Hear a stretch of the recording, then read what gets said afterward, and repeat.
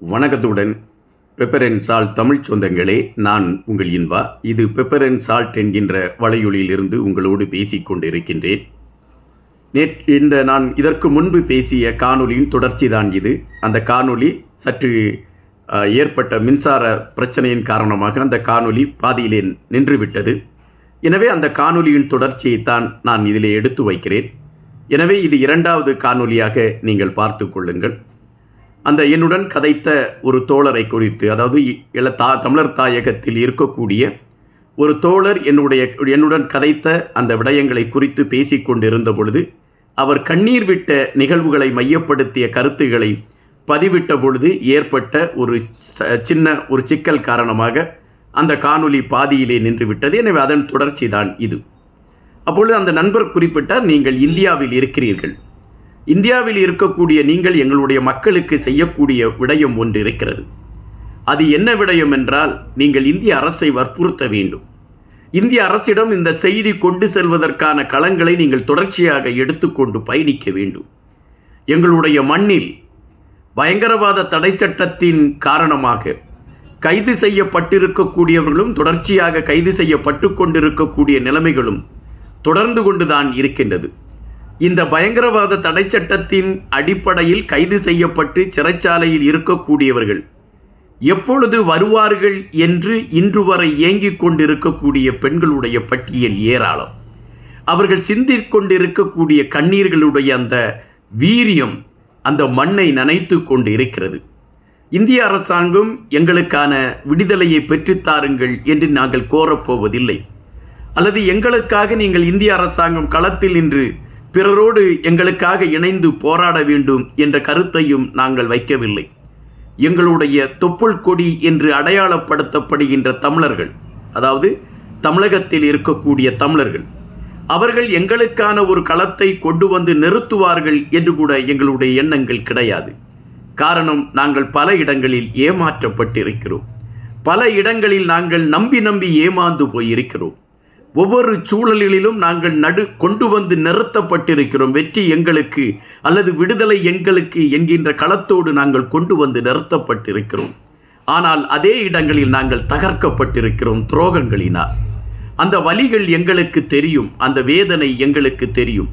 எனவே யாருடைய உதவிகளையும் நாங்கள் இப்பொழுது கேட்டு நிற்கவில்லை. ஆனால் இந்த மண்ணில் பயங்கரவாத தடை சட்டத்தின் கீழ் கைது செய்யப்பட்டு கொண்டிருக்கக்கூடியவர்களும் கைது செய்யப்பட்டவர்களும் நிரபராதிகள் என்கின்ற ஒரு விடயம் இருக்கிறது. அவர்கள் விடுதலை செய்யப்பட வேண்டும். அதற்கான ஒரு நெருக்கடியை இந்தியா இந்த மண்ணில் இருக்கக்கூடிய அரசுக்கு கொடுக்க வேண்டும். இப்பொழுது ஆட்சி மாற்றம் வந்திருக்கிறது.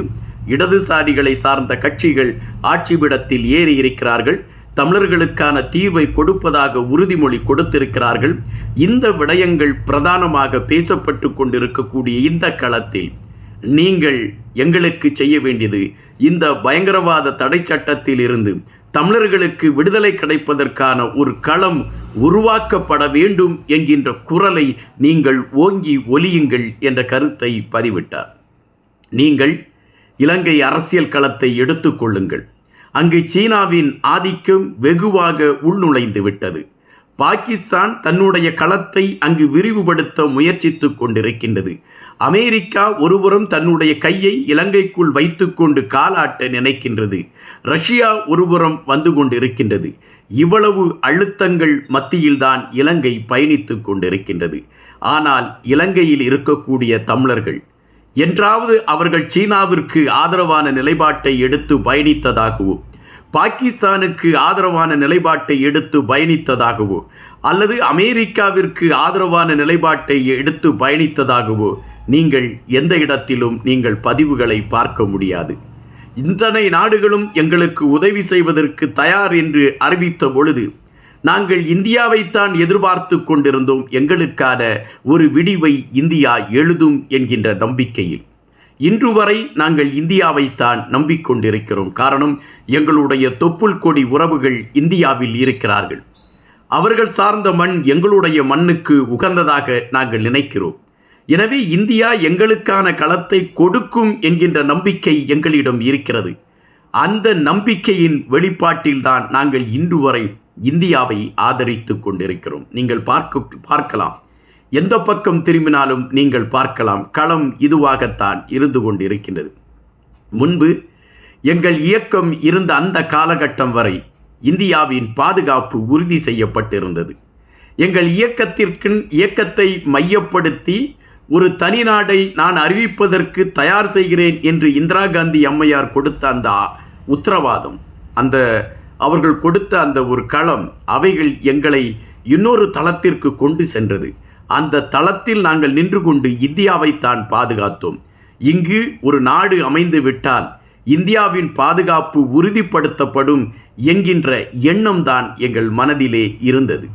ஆனால் இந்தியா எங்களை பல நேரங்களில் கைவிட்டு சிரித்து கொண்டுதான் நின்றிருக்கிறது. ஆயினும் நாங்கள் இந்தியாவை விட்டு வெளியே செல்லவில்லை. அதை எங்களுடைய தாய்நாடு போலதான் பார்த்து கொண்டிருக்கிறோம். இப்பொழுது நாங்கள் இந்தியாவிடம் கேட்பது ஒன்றுதான். இந்த மண்ணில் மாற்றங்கள் எழுதப்பட்டிருக்கிறது. இந்த மண்ணில் எழுப்பப்பட்டிருக்கக்கூடிய குரல்கள் இப்பொழுது ஒரு மாற்றத்திற்கான அடையாளத்தை சுமந்து கொண்டு வருகிறது. இந்த அடையாளம் நிலைத்து நிற்க வேண்டும் என்பதுதான் எங்களுடைய எண்ணம். ஒற்றை இலங்கை என்கின்ற களத்திற்குள் தமிழர்களுக்கான சமஷ்டி கிடைக்கும் என்கின்ற ஒரு குரல் இப்பொழுது எழும்பத் தொடங்கி இருக்கிறது. அது எங்களுக்கான ஒரு பிரகாசமாக நாங்கள் பார்க்கிறோம். எங்களுக்கான ஒரு விடியலாக அதை பார்க்கிறோம். இந்த சூழலில் இந்த பயங்கரவாத தடை சட்டம் எங்களை மேலும் மேலும் உருக்கி கொண்டு இருக்கிறது என்பதை நீங்கள் புரிய வேண்டும். எனவே இந்திய அரசாங்கம் இதுவரை எங்களுக்கு எந்தவிதமான நல்ல விடயங்களை செய்யவில்லை. எங்களுக்கு ஆதரவு என்கின்ற களங்களை அது எடுத்திருக்கிறது பல காலகட்டங்களில். ஆனால் அவைகள் அனைத்துமே அரசியல் சார்ந்த தளங்களாகவே இருந்திருக்கிறது. இப்பொழுதும் நாங்கள் இந்தியாவிடம் கேட்பது ஒன்றே ஒன்றுதான். எங்களுக்கான களத்தை நீங்கள் உருவாக்க வேண்டுமென்றால் அதற்கு நீங்கள் இலங்கையில் இருக்கக்கூடிய பயங்கரவாத தடை சட்டத்தை தகர்ப்பதற்கான வழிமுறைகளை நீங்கள் உருவாக்க வேண்டும். அப்படி நீங்கள் உருவாக்கக்கூடிய அந்த வழிமுறைகள் இந்தியாவின் பாதுகாப்பை உறுதிப்படுத்துவதற்கு இன்னும் ஈழத்தமிழனை வளப்படுத்தும். எங்களுடைய பெண்கள் இன்று கண்ணீர் சிந்து கொண்டிருக்கின்றார்கள். தன்னுடைய கணவன் இருக்கிறானா, தன்னுடைய சகோதரன் இருக்கிறானா, சிறைச்சாலைக்குள் உயிரோடுதான் இருக்கிறானா என்கின்ற கேள்விகளோடு இன்று வரை அவர்கள் கண்ணீரை சிந்தி கொண்டு இருக்கிறார்கள். அந்த கண்ணீருக்கான விடிவை, அந்த கண்ணீருக்கான விடுதலையை எழுத வேண்டிய கட்டாயமும் அதற்கான நேரமும் இந்தியாவின் கையில்தான் இருக்கிறது. எனவே இந்தியா துணிந்து அதை செய்தால் மட்டுமே எங்களுக்கான விடிவு கிடைக்கும் என்கின்ற அந்த கருத்துகளோடு அவர் கண்ணீர் மல்க, கண்ணீர் சிந்த அந்த கருத்துக்களை சொன்ன பொழுது நான் மெய்சிலிர்த்து விட்டேன். உண்மையிலே இந்தியாவின் கடமை இப்பொழுது இலங்கையின் மீது இருக்கக்கூடிய அந்த பயங்கரவாத தடை சட்டத்தில் சிக்கி சிறைச்சாலைக்குள் இருக்கக்கூடிய அப்பாவி தமிழர்களை வெளியே கொண்டு வருவதற்கான களத்திற்கான அழுத்தத்தை கொடுக்க வேண்டியது காலத்தின் கட்டாயமாக இருக்கிறது என்பதை அந்த நண்பர் சொன்ன கருத்துகள் மூலம் புரிய முடிந்தது. அதை தான் நான் இங்கு குரல் பதிவாகவும் காணொலியாகவும் உங்கள் முன்னால் வைக்கிறேன். மீண்டும் சந்திப்போம். எங்களுடைய வலையொலியை நீங்கள் பகிர்ந்தளிக்கவில்லை என்றால் பகிர்ந்தளியுங்கள். கண்டிப்பாக இன்னும் பல செய்திகளோடு உங்களை நான் தொடர்ந்து கொண்டே இருப்பேன். நன்றியுடன், இன்பா.